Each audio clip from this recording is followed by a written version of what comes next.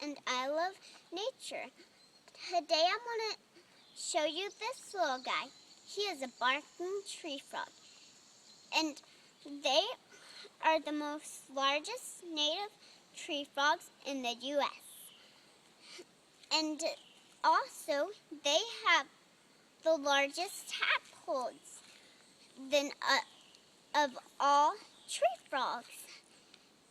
And they can change from green to brown to gray. Some have spots on their back that are brown like this little guy.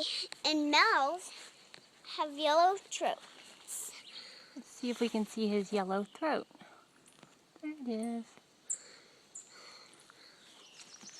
And they are nocturnal, and they eat bugs.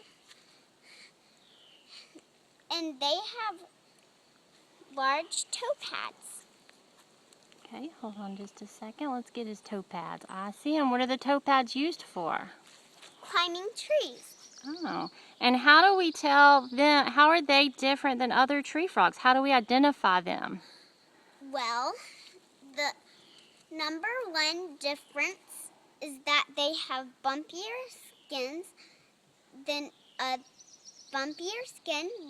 other tree frogs. Oh.